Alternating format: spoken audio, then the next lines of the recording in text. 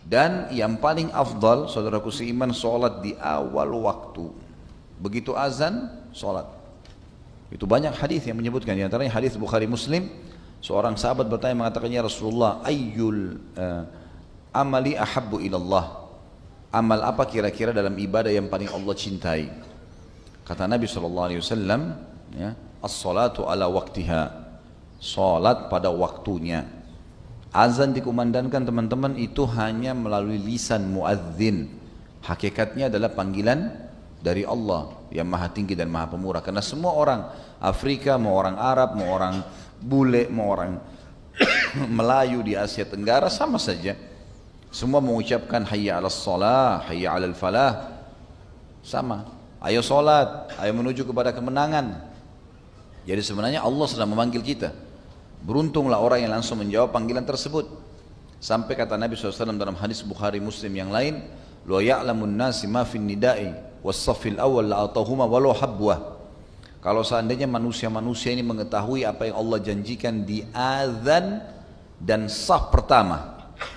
Saf pertama tentu bagi laki-laki di sini, ya, karena perempuan lebih afdal saf yang belakang, gitu kan. Maka mereka akan mendatangi keduanya walaupun merangkak. Yang dimaksud dengan mendatangi azan di sini adalah baik jadi muadzin, itu fadilah besar. Imam kalau sholat mengimami kita, dia dapat pahala, kita juga dapat pahala semua masing-masing. Tapi imam diberikan oleh Allah bonus karena memimpin kita sholat, pahala kita semuanya. Muadzin panen pahala semuanya. Makanya kata Nabi SAW, kalau seandainya orang tahu yang dijanjikan oleh Allah di azan dan saf pertama, kalimat azan di sini adalah jadi muadzin yang pertama. Kemudian yang kedua adalah masuk dalam masalah ini menjawab langsung azan itu. Menjawab dengan lisan dan gerakan tubuh, datang ke masjid sholat atau kerjakan sholat.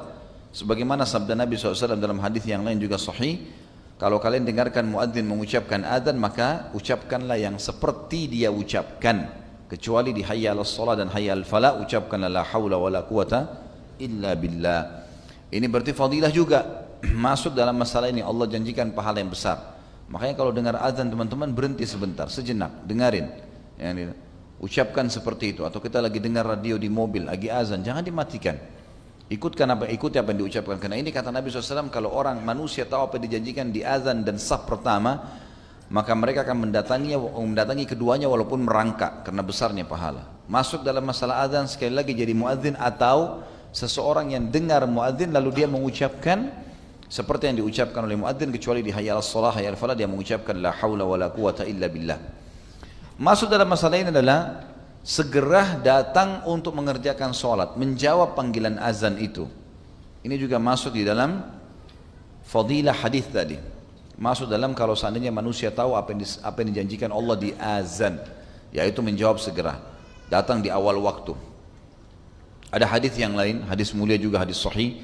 Kata baginda Nabi SAW, kalau seandainya manusia mengetahui apa yang disembunyikan atau disiapkan oleh Allah di azan dan saf pertama, kemudian mereka tidak mendapatkannya kecuali mereka harus saling bersaing satu sama yang lain, maka niscaya mereka akan bersaing di situ.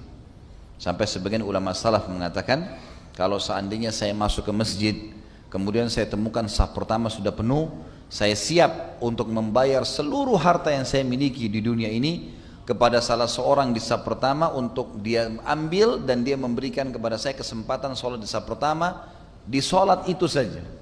Mereka siap membayar dengan seluruh hartanya karena mahalnya. Sayangnya di Indonesia kadang-kadang kita malah dorong-dorongan, persilahkan. Safnya kosong, silakan Pak, dia tetap di belakang. Kenapa silakan? Masuk dulu di saf pertama, kalau masih ada kosong persilakan orang lain masuk. Jangan biarkan orang dapat fadilah besar, kita dapat sedikit. Kita kasih orang ikan paus, kita dapat ikan teri. Harus paham masalah itu.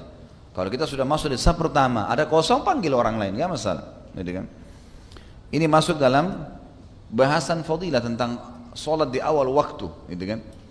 Juga ada hadis Nabi SAW yang sahih yang berbunyi, kata Nabi SAW, kalau seandainya siapapun yang tidak ketinggalan takbiratul ihram pertama imam, maksudnya adalah jamaah pertama sholat. Jadi begitu azan, iqamah pertama, ini tidak masuk dalam jamaah yang kedua, jamaah yang ketiga masuk di masjid. Jamaah pertama yang mempunyai fadilah.